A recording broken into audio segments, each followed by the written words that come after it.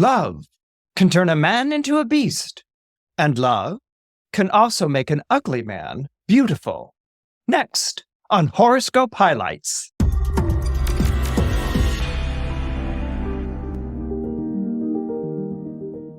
Hello, my name is Christopher Renstrom, and I'm your weekly horoscope columnist here on Astrology Hub.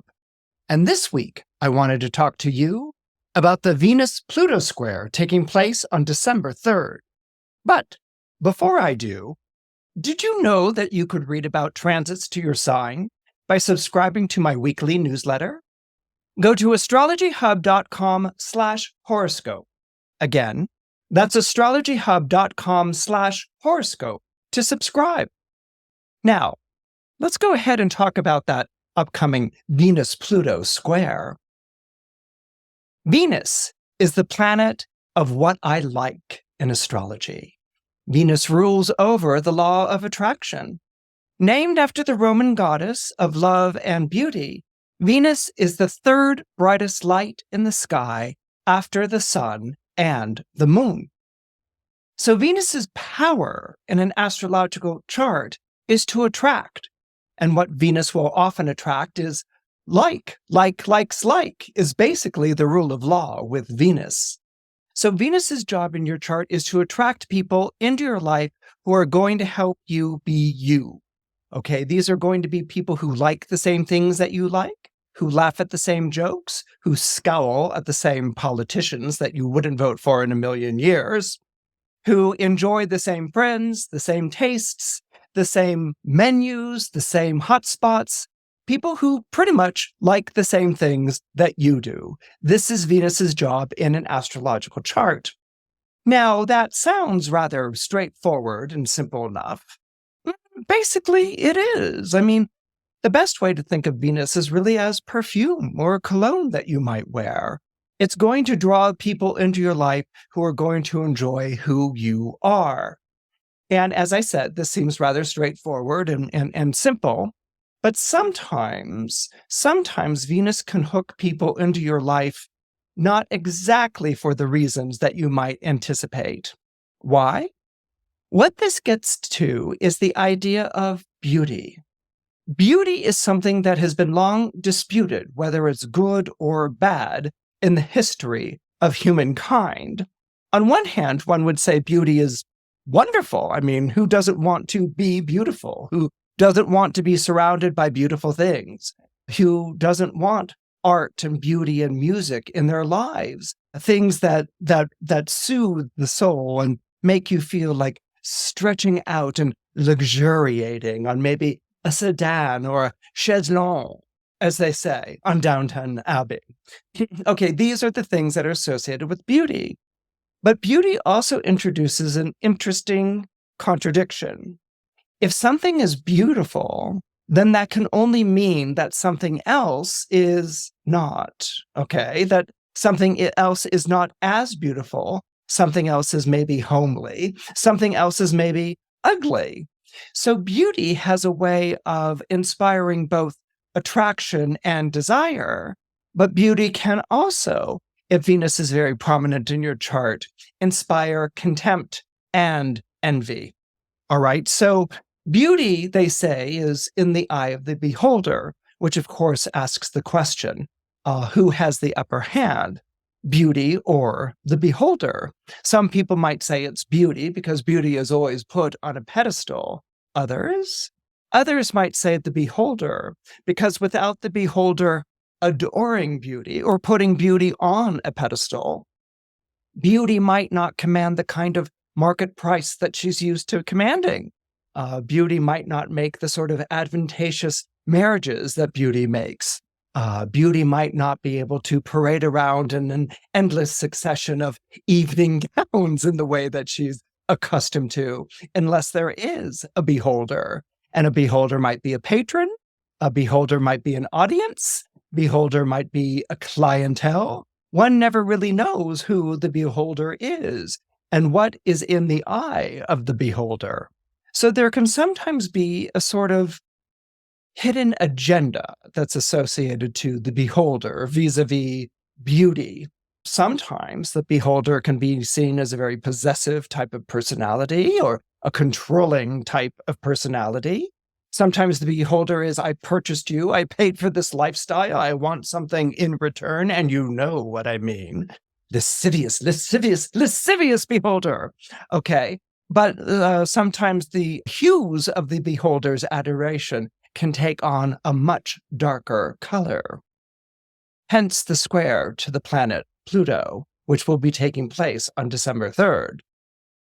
Pluto, as we've talked about recently here on Horoscope Highlights, because there's been a lot of Pluto activity going on in the sky, Pluto is named after the Roman god of the underworld. He rules over the realm of corpses. He also rules over the realm of wealth, of precious metals, of gold, silver, even oil. All of these things are mined from under the earth. In fact, Pluto, the word Pluto, gives rise to our word plutocracy, which means moneyed class. So Pluto was always associated with wealth. And indeed, that's what Pluto means. It means wealth. Okay, but it also is associated to the underworld with things that are going on beneath the surface. And Pluto at times can have a bit of a predatory energy.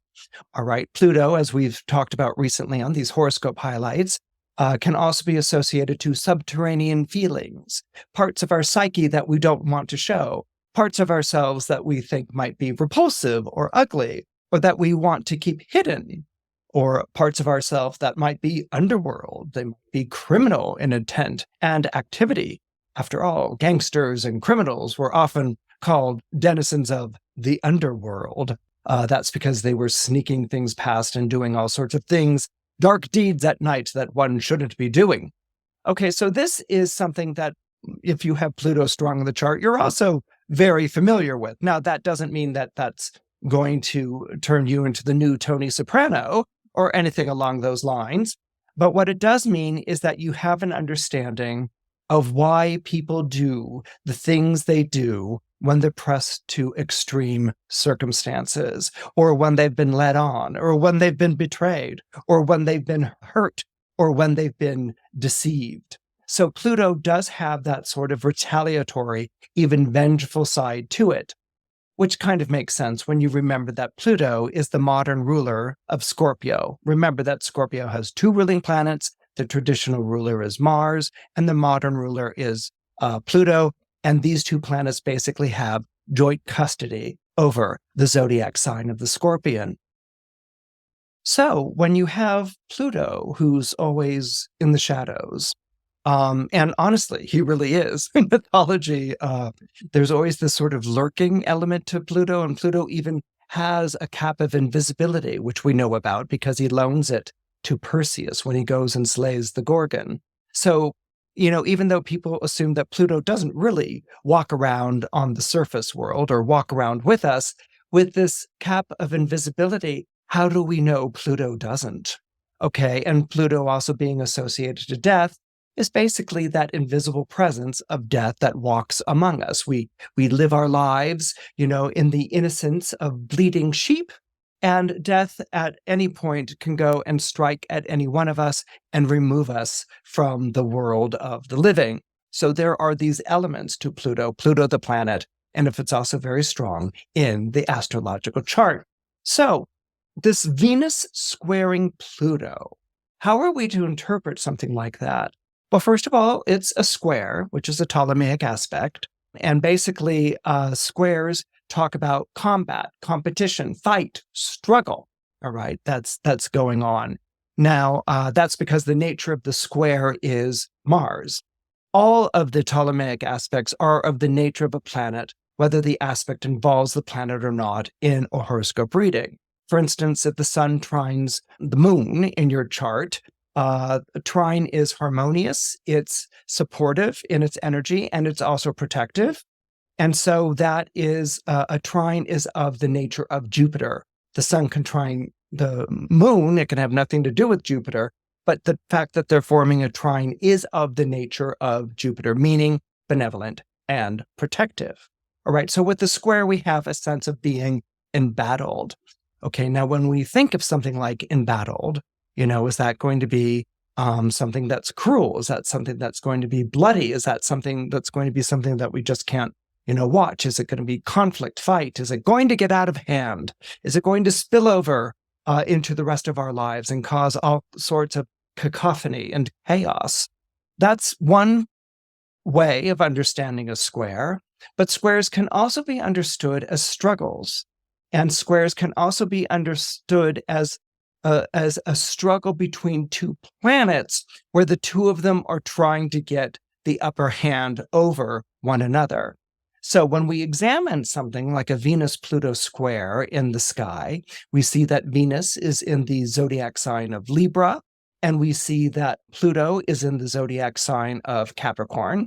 And we might say, oh, poor Venus, dark, predatory. Pluto is squaring, is, sort of creeping up on Venus. Venus run, Venus run, Venus hide, Venus call for help.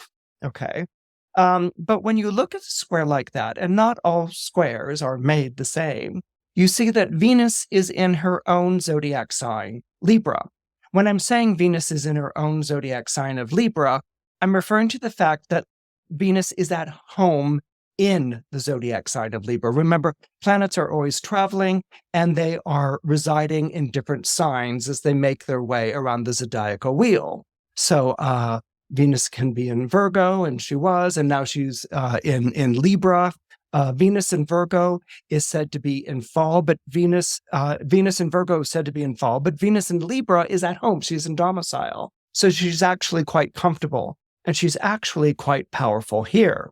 So when we look at a Venus-Pluto square, even though Pluto is seen and regarded as a heavyweight, and Pluto is indeed a heavyweight planet, it packs a punch, and it's very, very intense. It's very, very powerful. Venus is the planet that has the upper hand by the sheer fact that she is in her own zodiac sign. And it's in the spirit of this, and wanting to unpack this aspect with you, and to think about what we might be dealing with this Venus-Pluto square on December 3rd, that I wanted to share with you one of my favorite films that I have enjoyed ever since I was a student in college. I think I saw Jean Cocteau's La Belle et la Bête, Beauty and the Beast, for the first time when I was probably a sophomore in college.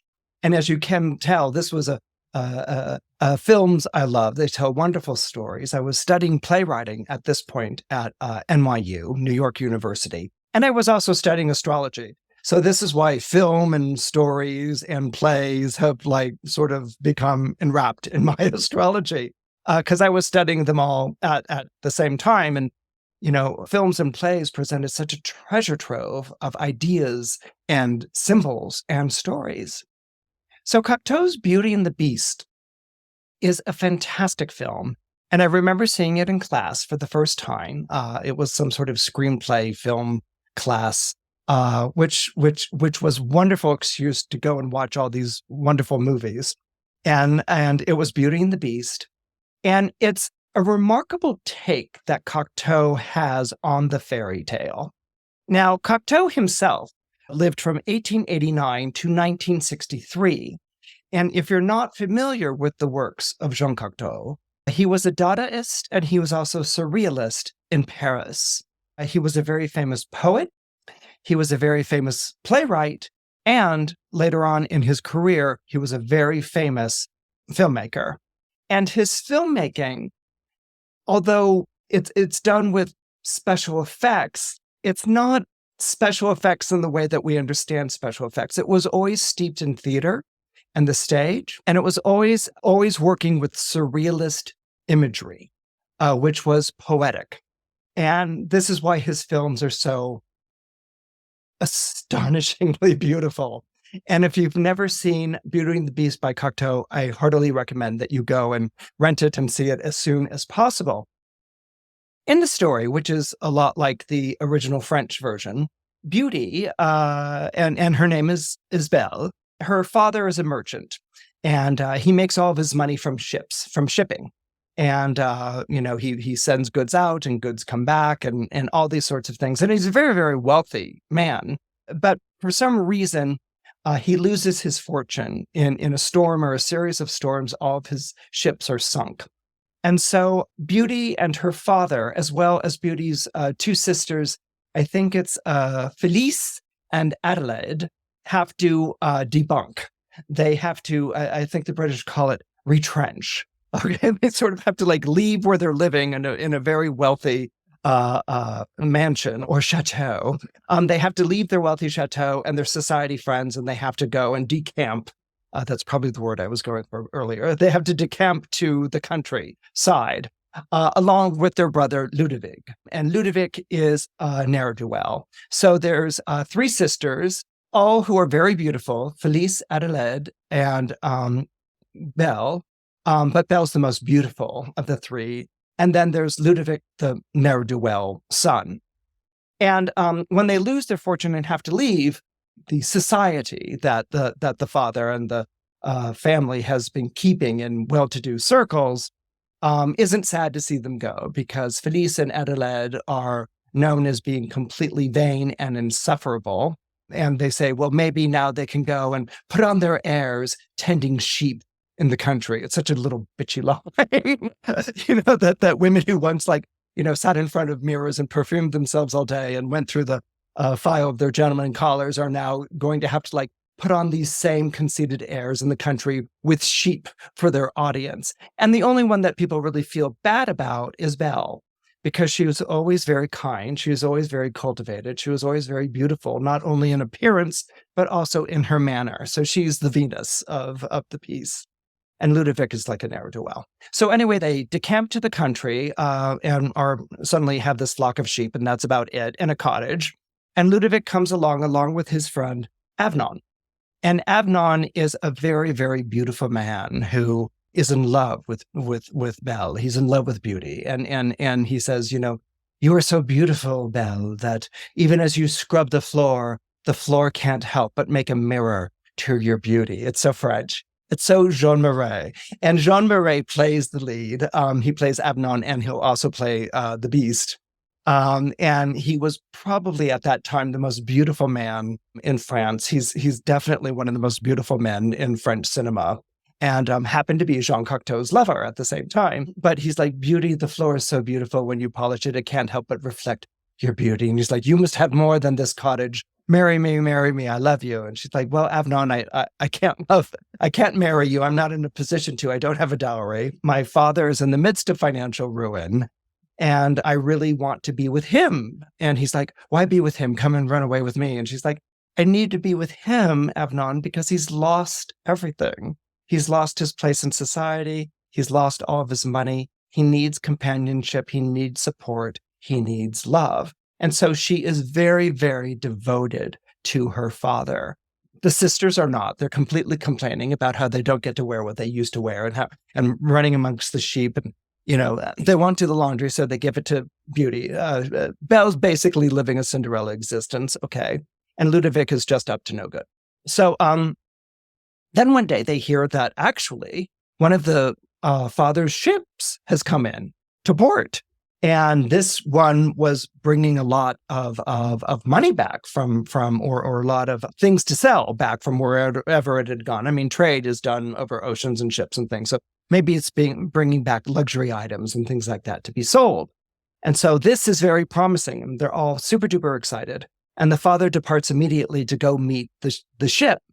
And before he does, he's feeling very buoyant and very optimistic and happy, because this is their chance of actually getting out of this cottage and back to the city. And he says, is there anything, any of you want? And of course, the sisters are like, bring back dresses, bring back jewelry. And he's like, okay. And the brother is like, bring back money. I want to have money. He's like, okay, you'll have money. And he's like, Beauty, Belle, is there something you want? And she's like, no, actually, there's not anything I want at all. And the sisters give her a look. Oh, too good to want something, Belle? Your false modesty is so impressive. We're so moved by your pretense at not wanting things, when we all know that you're the most covetous of all of the sisters. I mean, they're wicked, awful, horrible sisters, and in the French style. And just they can be that way. But Belle is noble also in that same French style. And so Belle says, She feels like she has to name something for her father to bring back because everyone's giving her like, evil looks. And she's like, I would like a rose because roses don't grow around here. And her father's like, absolutely, I will bring you back a rose. Well, I'm off. And so the father's off. And he journeys several days to the port only to find that his ship has been foreclosed upon by people who's owed money to, by a bank or whoever had lent him money. And that it's all for naught. They've come in and they've taken everything off the ship, and he has nothing at all. And so he is like, what am I going to do? What am I going to do? So he heads back home on his horse, and he goes into a forest, and there's a fog, and he loses his way in this forest, looking about. And then he comes upon a castle in the middle of the forest at night, where he has lost all direction. Now, as you can sort of tell, there are a lot of Plutonian themes already that are going on. Remember that Pluto is associated to wealth, and it's associated to ordeals and the transformations that arise from them. Okay, so whenever you have a Pluto transit in your chart, like it's going over your sun or it's going over your moon, or in this case, Venus, whenever you have a Pluto transit that's going on in the chart, what happens is that you are presented or you encounter an ordeal. Okay. Things were already bad enough that, or the question is, weren't things bad enough when the father had lost all of his money? They're made even worse when he goes and finds out that the ship that actually did come in has been seized upon by the bank, by people whom he owes money to. And so he has nothing. And so it's as he leaves in this despair that he enters into the Plutonian world.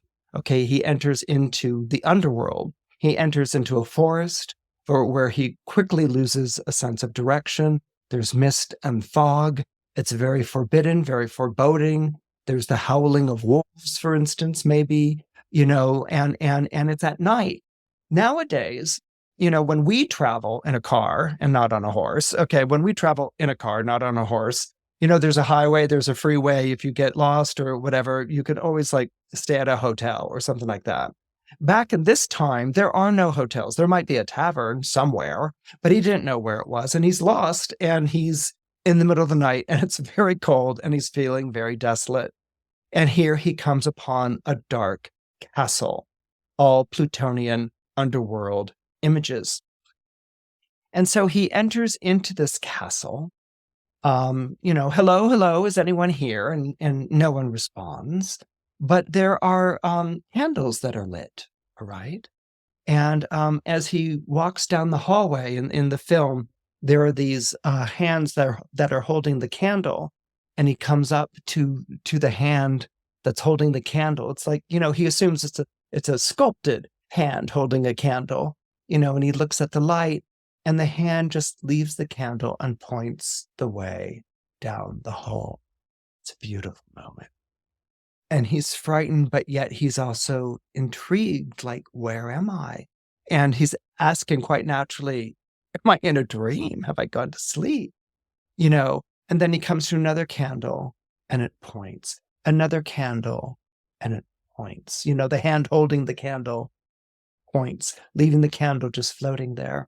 And he's led to a dining room, which is full of light and an enormous fireplace, with two mounted heads on each side of the fireplace. And he comes in and he sees the food, and he doesn't want to eat because, he's not even a guest, he's trespassing. And so he doesn't know what to do. He's confused and anxious, and of course the busts on each side of the fireplace open their eyes, and they begin to watch him as he walks around the dining room. This is a beautifully magical castle. And so he sits and he begins to eat. And on one hand, it's like, I'm transgressing. And then on the other hand, it's like, I'm famished and I'm starving and I'm hungry, and he hears a roar. All right. And he gets up from his seat and he goes running through the castle. He Is that the person who's keeping the castle? Is there a wolf in the castle? Like what's going on? And again, he sort of gets lost in the castle. He ends up on the grounds, and he sees on the grounds a rose. It's a rose bush. It's a magnificent rose bush. And he's like, well, at least I can bring something back for my children. I will bring a rose back for beauty. And so he goes, and with his gloved hand, he breaks off a stem of the rose, and he, holds it up. And it's at that moment that the roar is right next to him. And there is the beast. And the beast is played, as I said, by Jean Moreau. But his makeup is fantastic. He's definitely bestial, but he's got feline qualities, like Jean Moreau's own features. Okay, he has these feline qualities where it sort of looks like it should be a lion, but it's actually really more like almost a Persian cat's features, but with this lion sort of head, and in this marvelous whatever those pieces are. It's the head of a cape behind him in this beautiful costume and beautiful cape that he's wearing. And he roars, at the father, and the father is petrified. And he's like, how dare you take one of my roses? How dare you take one of my roses? And he's like, I'm sorry, I didn't know. I got this for my daughter. And the beast is like, daughter? You have a daughter? And this is Pluto. Okay, it's not just horror, but it's being drawn into a trap. Okay. And so the beast responds, a daughter? You have a daughter? And the father is like, yes, I have 3. And he's like, well then, the only way that you can make up having plucked this rose is to send one of your daughters here in your stead for me to feast on. And the father's like, no, I'd rather you feasted on me than one of my daughters. And he's like, okay, that's easy. I can feast on you instead. But it will be either you or one of your daughters that I will feast on. Now, treat yourself to my elegant banquet, have a good night's sleep, and in the morning you will depart on my horse. I will give you a horse for you to take home. And the father's like, and so the father is very frightened. He doesn't think he's going to be able to go to sleep at all, and he's so worried about the plight that he's put himself in. But the moment that his head hits the pillow, he falls asleep. He's so exhausted. He's so wrung out by worry. So immediately he falls asleep. And in the morning, he feels wonderful. And the rose is resplendent. It's gorgeous. It's like eerily beautiful, this rose. And, again, the beast is nowhere to be found. And he's been told that there is a horse that's awaiting him called Magnificent. And all he has to say to Magnificent is say in his ear, Magnificent, go where I want to go. Go, go, go. And Magnificent will take him there. So the father says, Magnificent, take me home. Go, go, go. And Magnificent takes the father home back to his family.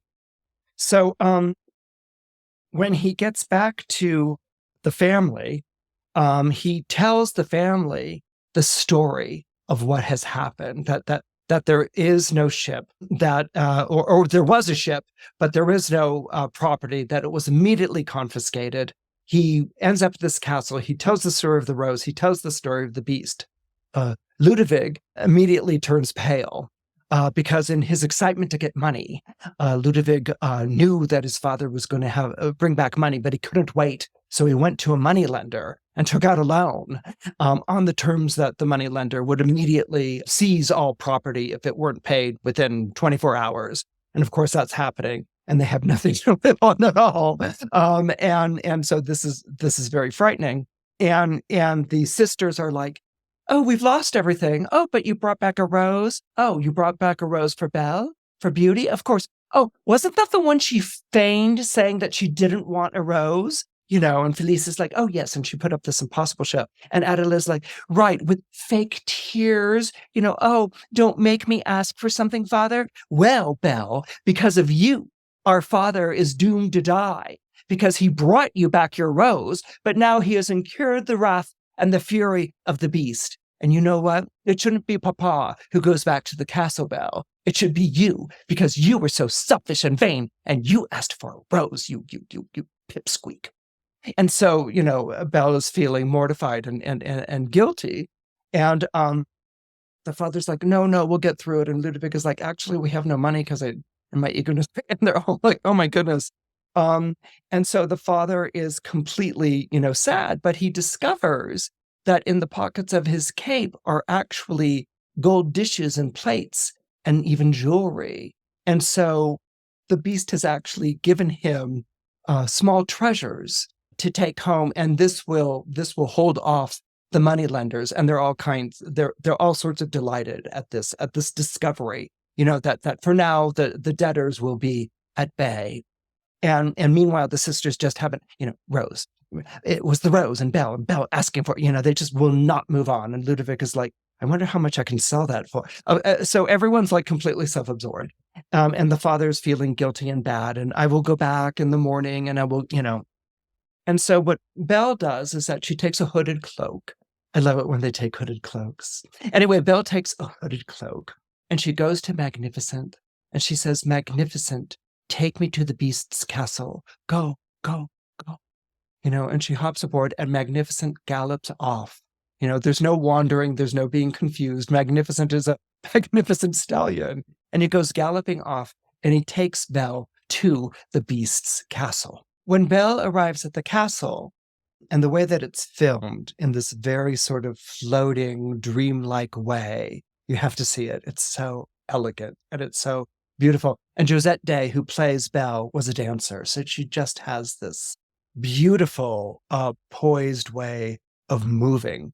So when Belle gets to the castle, again, she enters into a hall of lit candelabras, but Cocteau films it with her almost as if she's floating down the hallway. And she's looking at each of these candles and the labras, as it's like a dream, the way that she floats down this hallway to the banquet hall. And she comes to the banquet hall and she sees this beautiful banquet that's laid out there in front of her. And, she looks and she examines the room with its beautiful ornate paintings and all these gorgeous setting. It's like such an elaborately gorgeous room. And then she turns around and she sees the beast, and the beast roars and she faints. It's like she was so frightened that there was going to be a beast there. She didn't know that the beast was in the same room as her. She turns and she sees him and he's like, ah, and she's like, oh, and she passes out. And so the beast scoops Belle into his arms, and he sort of lingers over her, smelling her. And he carries her up the stairs to her room that she will reside in. And he places her on the bed and he disappears. And so Belle wakes. Maybe it's a half an hour later. Maybe it's a day later. We don't really know. But she wakes and she smells food. And she sees put out in front of her this beautiful dress and this gorgeous headpiece and this magnificent jewelry. And it's not something that she's really accustomed to. I mean, she grew up wearing it, but she's kind of like been living, the peasant's life lately. But, she still knows how to dress. She's French. What do you want? So she dresses for dinner, and she descends down the stairs and she comes and she meets the beast at the table. And the beast is there again with this leonine head and this Persian jowl and mouth and these eyes and this marvelous cape, and she meets with him with the expectation that now she is to be devoured. She says, I've taken my father's place and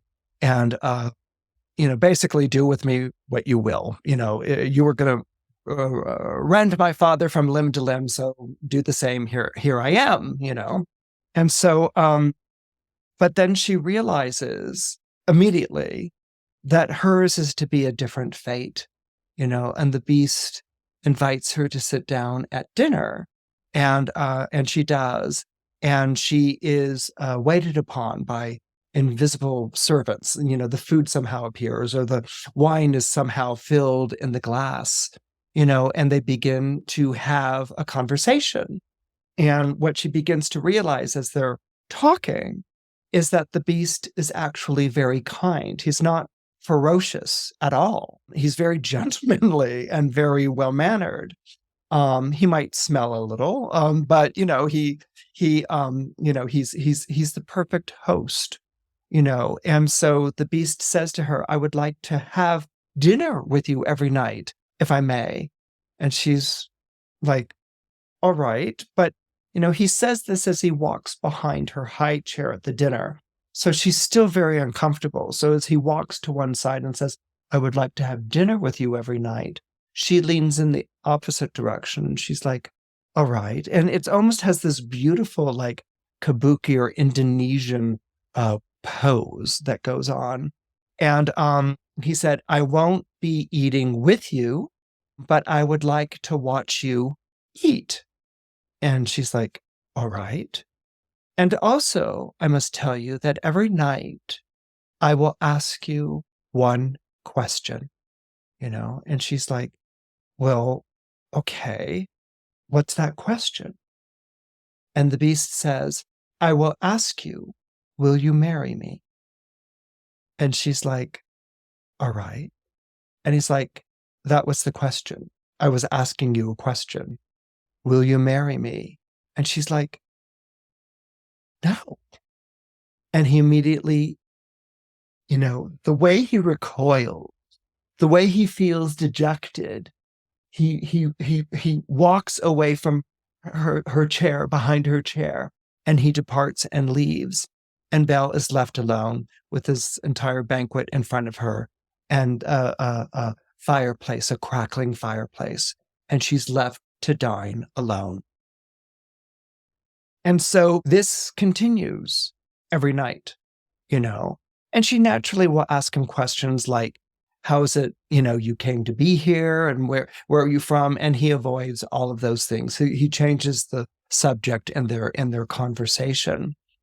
She asks why he won't sit down at dinner, and he changes the topic of the conversation. And so they sort of learn to talk about the things they're not going to talk about. And again, this is almost kind of Persephone in the underworld with Pluto. She has been essentially abducted. I mean, one can say, well, she came instead of her father, but it was still this price to be paid that the father's release would be based on the father coming back or choosing one of his daughters to come back and take his place. And it was clear that her two older sisters weren't going to do this. And so she comes back. She's descended into the underworld, and she's not quite certain where she is or what's going on, but there is this ritual, there is this etiquette. Okay, it's very Venusian. It's this etiquette. They always meet at night for dinner. And it gets to a point where she's kind of like actually looking forward to their meetings at night and at dinner and with their conversation. Which she finds, which she's rapt. She's absolutely held by. He's a fascinating and interesting character. I mean, he's always apologizing for being dull and stupid, but she doesn't find him dull and stupid at all. And she finds him, again, very kind-hearted and very engaging, and his observation of things are really quite fascinating. So they really become these earnest dinner companions. But then there's this one scene in the film that always stayed with me, and I love it. It's actually one of my favorite scenes in the film. She is in her bedroom. She's preparing for bed, and she's looking in her mirror. And this is a mirror that she looks at, obviously, to get dressed and things like that. But it's also a magic mirror, and the beast has told her that all she has to do with this magic mirror is ask to see someone, and the mirror will show them what's going on. And so every night, it's kind of like a cell phone or something and FaceTime, but every night, she asks to see her father and to see how they're doing, and she sees that they're doing well, and so she's contented. She's happy with this. It's not really FaceTime because they don't know, her family doesn't know that she's watching them, but she's watching them through this mirror.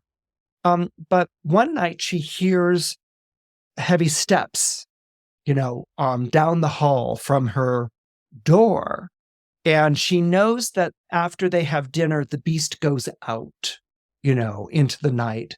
She doesn't really know what that is. So tonight is the night that she goes outside of her room and she hides behind a statue, And she peers and looks, and the beast is returning from a hunt. And and he's returning from a hunt. He's a beast, right? So he doesn't have dinner with her because he wouldn't be eating plates with forks and knives. He would be like, tearing out the guts of an animal that he preyed upon. So he's not going to show this to her. And it's such a wonderful little detail that Cocteau has. But instead of showing us this beast, with ripped apart clothes because he's been hunting and he's all bloody or whatever, he enters, and he's smoking. There's like smoke that's coming up from the beast. And this is Cocteau's very poetic way of telling us about predatory. It's almost like the sweat of the beast is leaving his body as a sort of steam or a mist. So he's kind of like his whole body almost like smokes with this. And it actually makes him rather frightening, And she watches him pass her in the hallway. She's behind a statue. And he comes to her door and he hesitates and he walks away, but he comes back to the door again. And she's legitimately frightened. And as he does this, he begins to smoke more, and what we've seen is the bloodlust of the hunt is now turning into a sexual lust, predatory lust that he has for Belle. Okay. And this is what beauty has attracted. This is what beauty has inspired, in her captor is this. And he actually opens the door and he enters into her bedroom and she's like shocked. And he enters into her bedroom and he's, smoke is rising from him and he's looking and he doesn't see her anywhere. And he knows that she's not there, and he takes the magic mirror and he says, "Magic mirror, show me where is Belle," and the mirror shows Belle behind the statue, and the beast immediately recognizes the statue outside her room. And she comes and she approaches the doorway. So it's kind of like he's looking at the iPhone and she's like showing up and he puts the mirror down and she stands at the door and she's like, "What are you doing in my room?"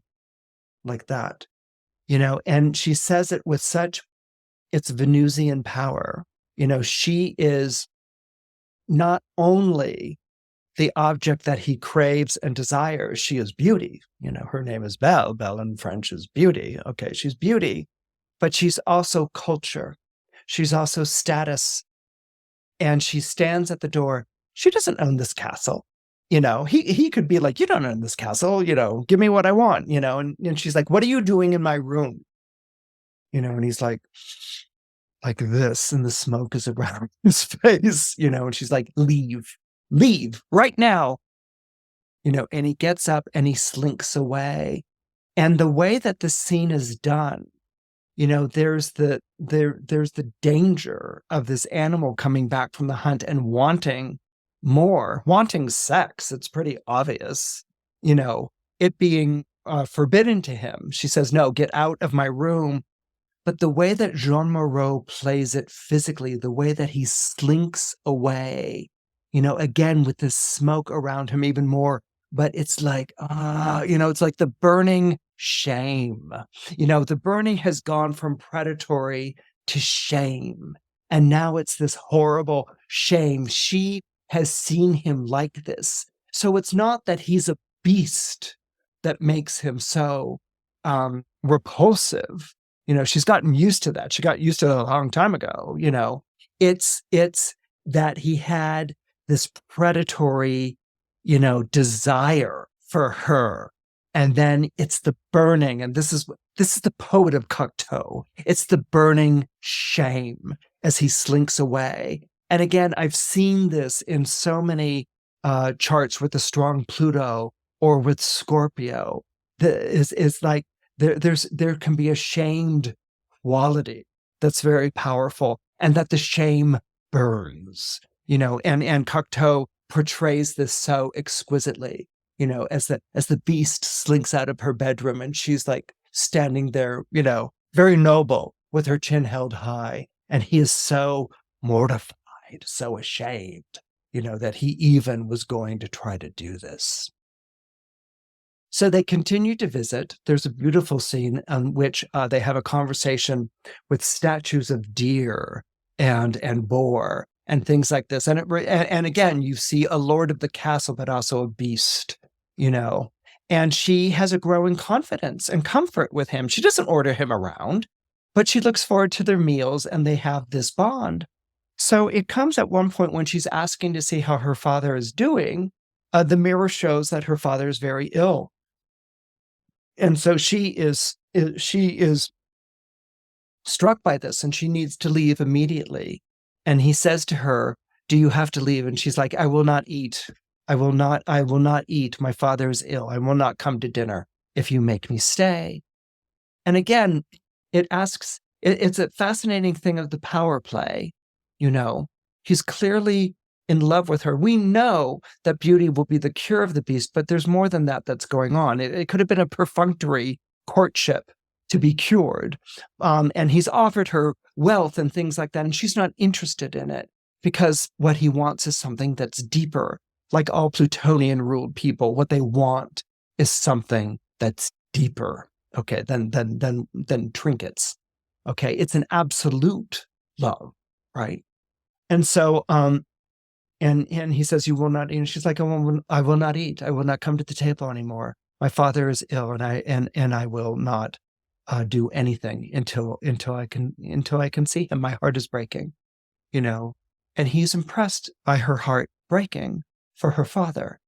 You know, it's like he realizes that this is someone who not just honors her father, but who has consistently made choices to sacrifice herself for her father. She came in her father's place.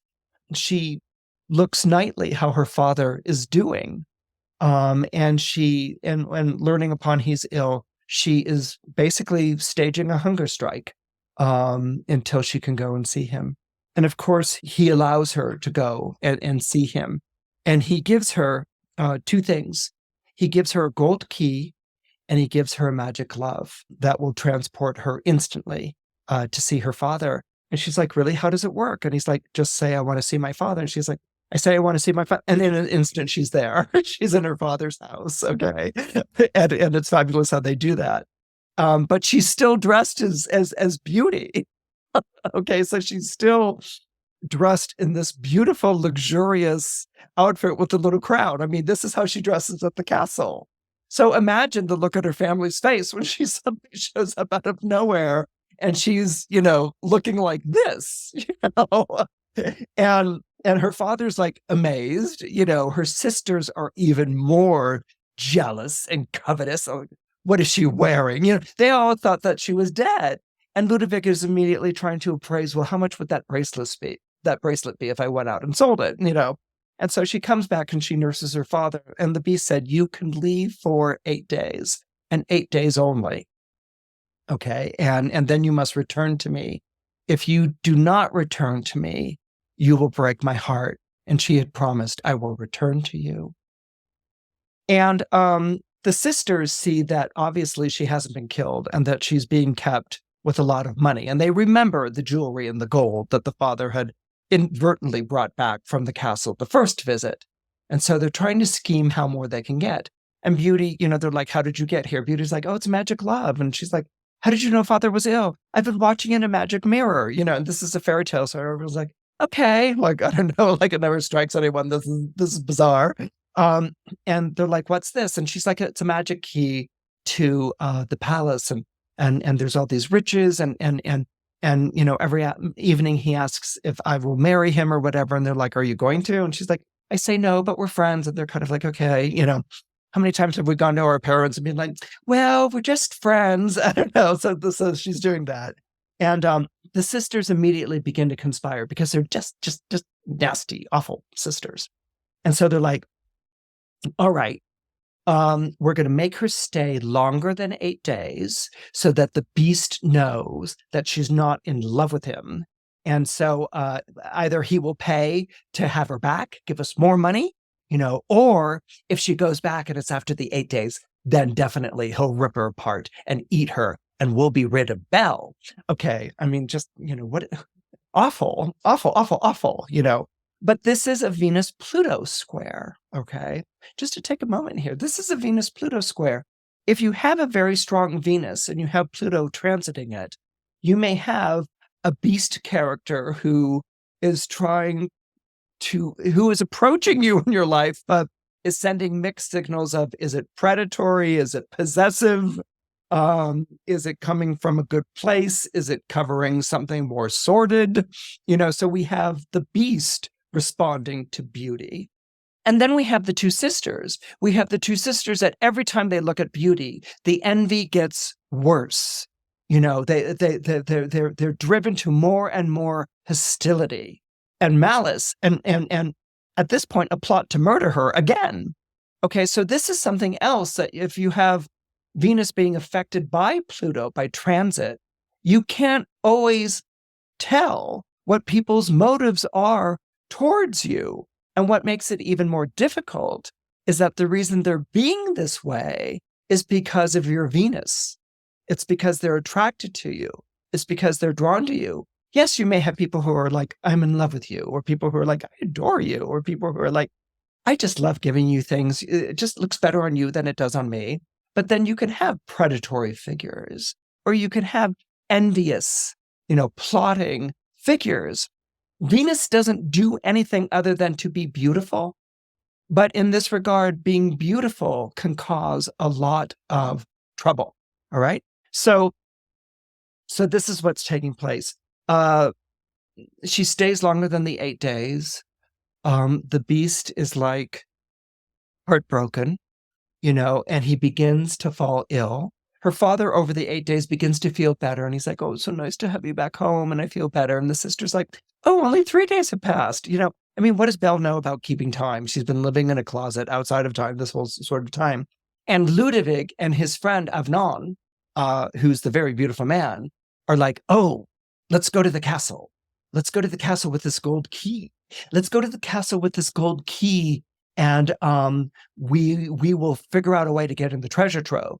Well, it just so happens to be that day, Magnificent, the horse, shows up. And she had already told the story about, how you command Magnificent to do things. And Magnificent has shown up after 8 days to come and collect beauty. But she's too busy administering to her father. So Ludovic and Avnon take Magnificent. They say, take us to the beast's castle. Go, go, go. And Magnificent goes. He gallops to the castle with the two gentlemen. So Beast at this point is down by the grotto, and he's dying. And he's dying of heartbreak. He thought he knew her, and he's like, of course this wasn't going to go on. She has a family that really loves her. How could she love someone like me? And he's dying of heartbreak. And it's at that moment, because there's almost like this connection between the two of them, that beauty is like, she's like, he needs me. He needs me. And the sisters are like, only 4 days have gone by. You've got 4 more days. And she's like, no, I need to go back. I need to go back. And the sisters are like, well, how are you going to find your way? And she's like, give me the key. And they're like, the key's gone. We don't know where it went. And she goes and she grabs the glove, and she, asks the glove to take her back. And instantly she's back by the side of the beast, who's dying at the grotto. And she's full of shock that he's dying. And this again is another Venusian dilemma.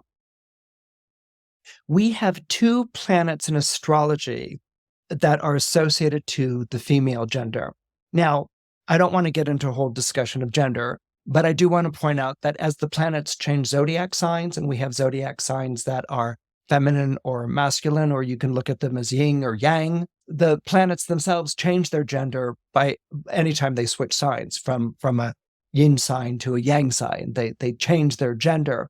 But we do have 2 planets that were pretty much associated with feminine energy, or with women. Well, let's be, it's with women. And they were the moon and Venus. The moon was seen as being more associated to family love, and Venus was seen as associated with falling in love with everyone outside the family. Okay, so the moon could be like, I love my family, I'm a part of my family. And then Venus was like, oh, wow, that person looks really cute. I wonder what they're like. I want to go and date them. So Venus was always like leaving the family to go out and pursue romance, okay, outside of family.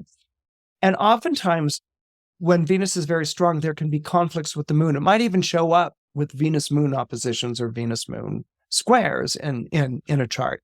But it's being pulled in different directions, pulled towards familial love and then to romantic love. And so Beauty, of course, Belle, when she returns to her father, is pulled by family love. And she's very concerned about her sisters. I mean, when her sisters say, oh, we'd miss you if you went back to the castle. We've missed you this whole time. They're like faking having missed her. Beauty falls for it. Belle falls for it. She's like, oh, you love me. And they're like, we've always loved you, Belle. Stay with us forever and ever and ever. Because they're trying to get her to break her word to the beast. And so she's drawn to the family. She's pulled to the family and falls into it quite naturally. One might say naively, others might say stupidly, because these sisters are not to be trusted. But, once she feels that the beast isn't right, she returns to the beast's side.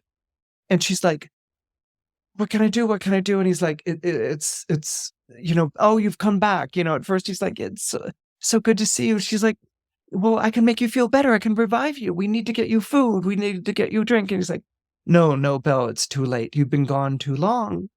And she's like, I've been gone. How long have I been gone? He's like, you've been gone like 10 days or 12 days or whatever. And she's like, no. And he's like, and he's dying, and at that moment, and this is a very wonderful part of the film right here, which also comes in astrologically. At that moment in which he's saying, oh, it's too late, I'm dying. At that very same moment, Ludwig and Avnon have come to this beautiful glass terrarium or glass dome. It's a glass sanctum sanctorum of some sort.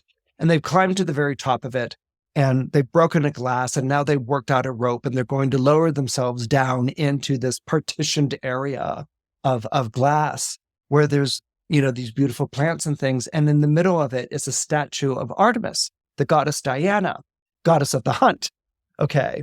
And we know that Artemis or Diana is associated to the moon. It's the goddess of the moon. The moon is named after Diana, Luna, the goddess of the hunt. And so here she is, posed in a about to fire an arrow. And so they've come into the sanctum. And if you're familiar with the stories of Diana, you know that she is a virgin goddess, that she only accompanies women in the forest. So she's denied anything to do with men. And there's a famous story of Actaeon in which he sees the maidens of Artemis and Artemis herself bathing. And at that moment, Artemis, sees that he saw her naked and she turns him into a dog. And Actaeon was a very famous hunter. She turns him into a stag. That's what she does. She turns Actaeon into a stag because he's a very famous hunter. And immediately Actaeon's dogs see the stag and they chase it down and they rip it apart. Okay, this is what happens when you peek in at Artemis in her toilette. So she's not to be messed with. And so here is the statue of Artemis, and the two men are coming on in, and they're going to take the wealth, the money of the beast. Okay. So here we have a Moon-Pluto connection that's taking place. The statue comes to life and moves and aims at Avnon, Ludwig's friend, and fires an arrow, which goes right into his back. At that moment, the beast is taking his last breath, and Beauty's about to say, I love you, as she looks into his eyes, which they're magnificently photographed. And and he sees in her eyes heartbreak for him, And at that same moment, Avnon, who's been shot in the back, you see his eyes and his face turns into the face of the beast, and the arrow that Artemis has shot is in his back and he drops down dead from a height. And in that moment that she's looking at his eyes, the beast is transformed into his human form, which is basically Avnon. Okay, it's Jean Moreau. Okay, it's Jean Moreau as the Prince Ardon. And so the beast is transformed into Ardon, and he's there, and he's gone from death to this beautiful prince. When this film was first viewed, the audience was a bit like disappointed. because they were so involved in the beast, and in their relationship and in their friendship, to suddenly see the beast transformed into something beautiful left the audience like, and Cocteau was like amazed at that reaction. That was the reaction in the rushes, which is, the films you see before you put it together. People were like, oh, and it's kind of like, well, what? And it's like, well, he's pretty. And it's like, well, that's a fairy tale. And everyone's like, oh, I kind of liked him before, and there was this kind of like, mm, like he transformed, but I liked him more when he was the beast. The other little note that I wanted to share with you, when they were filming this and the beast was lying dying in the grotto, Cocteau had some swans brought in, to sort of just be floating in this grotto. And they stayed away from the crew and they stayed away from the cast members, But it's at the moment when the beast was dying, and he lets his hand fall over the grotto, that the swans came over and they began to pick at the hair and at the paw of Moreau's costume. He was like, ouch. And Cocteau was like, stop, I want to keep that. Will they do it again? And he's like, well, it hurts. And he's like, no, do it again. So he dies and he does it again. And they come and they nibble. And Cocteau, ever the poet, was like, this is like the most fantastic image, because you have her cradling the beast, his hand in the grotto, and these beautiful swan like picking and gnawing at his fingers. And he was like, that is just like, one would say it's surreal, except he's already a surrealist filmmaker. But it's a great moment, and it's in the film. And so he's transformed back into the Prince Arden. And so at first, Beauty is kind of like puzzled, that of this transformation, this magical transformation, and that he looks, like Avnon, her brother's friend, but now he's, dressed up as a prince. And so what's fascinating is the way that they reverse those things. And it goes back to the original quote, beauty can make a man bestial, but beauty can also take an ugly man and make him loving. Okay. That idea. And so this is what Cocteau does in the film. They have the switch that Avnon was like Ludovic, covetous of money and just, not a nice person. He was beautiful, but ugly on the inside. And he turns into the beast and dies dead through Diana, the virgin goddess, the goddess of the hunt's arrow. And then Prince Arden, steps up and is there. And the curse is broken. The curse is broken because Beauty is heartbroken. Her glance, that look of love, the eye of the beholder, she is beholding him, and in her eyes, he as a beast is beautiful. And she's about to say, I love you. He has asked her every night, to marry, and she's about to say, I love you and I will marry you. And he sees in her beholding eyes his beauty, and that's the thing that transformed. Cocteau has an interesting quote that he gave. It's a quote that he wrote down in a diary that he kept while he was making the film Beauty and the Beast in 1946. It was 1 year after the end of World War II. He says, but the end of a fairy story is the end of a fairy story, and Beauty is docile. And with the prince with 3 faces, she flies away where, as the prince says, you shall be a great queen, where you will find your father and where your sisters will carry your train. And it's fascinating because he says, she's docile. He sees her as passive. But I think he missed the point of his own exchange there at the end of the film. It's that he is transformed in her eyes. In her eyes have recognized someone who is already beautiful. And the disappointment is actually the transformation of him into the prince. What's also fascinating is, and with the prince with 3 faces, she flies away, to the prince's kingdom. The prince with 3 faces, and the 3 faces are Avnon, the profiteering friend. There's the beast, and then there's the Prince Arden. And when you think of the three faces, you can't help but think of the moon. The moon of the three faces, the maiden, the matron, and the crone, and again with Diana, the statue coming to life and being the one who slays the evil beast. It's such a fascinating parallel that he brings up that, but in the three faces of the prince itself. And so, they live happily ever after, and that's the end of the film. The fairy tale ends on a much more interesting note. Actually, what I find interesting about the end of the film is the audience's reaction, which is we actually liked him more as the beast, because you didn't need to turn the beast into something beautiful. There was something beautiful in beast, in that melancholy, in that Plutonian visage. But at the end of the fairy tale, the sisters, because they cannot get over their envy, okay? Every time Belle appears, they are full of envy and they can't get over it. The prince has them turned into statues, but they're living statues, okay?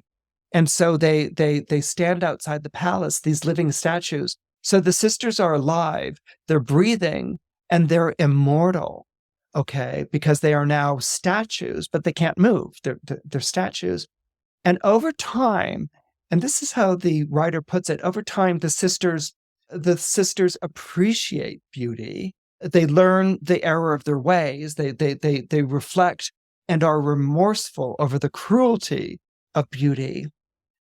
But they never turn back from statues. They live forever as statues because the thing that they can never get past is the envy, So the sisters actually are full of remorse and they see where they had done evil and repent, but they can never get past the envy. Okay, that's the thing that stays in their heart, and that's the thing that makes them remain living statues for all of time. So what we have here with this story of Beauty and the Beast, with the Pluto and the Venus square, this struggle, but it's a very complex struggle. It's a very dramatic struggle. Beauty brings about her own fate because she's beautiful. Pluto has a beholding but also predatory flavor, or the sisters are full of envy. And so that leaves us with a question. How do we deal with beauty in our own lives? How do we deal with the fact that people might want something from us, or might want to possess us, or might want to control us because of our very attractiveness? We can't say, oh, well, that's their problem. I'm so beautiful. I'm too beautiful to deal with that. But when it's something that's at the base of that. I mean, I can't help but think of people that we, see as beautiful in society, think of Kim Kardashian. There's a Libra. There's someone who's ruled by Venus. Taylor Swift is like another. People who are beautiful, and that people like worship or they behold. But there's also sort of envy quality. There's also a sort of almost predatory quality that can come up between fans and celebrities. We all know stories of stalkers and things like that. But if you go even underneath that still, there's a kind of glee if the person falls from their pedestal, if they go through a bad time, or if they lose their, there's kind of like this, people who once followed them are kind of like, well, it was time for them to get that, or time for them to understand, so it's interesting how that kind of jealousy, how that kind of contempt for what's beautiful can play out. And it's something to think about, whether you're playing the Venus role or the Pluto role in the upcoming square between Venus and Pluto on December 3rd. I hope you enjoyed this week's episode of Horoscope Highlights. Please don't forget to comment, like, and subscribe. Your support means a lot. See you next week.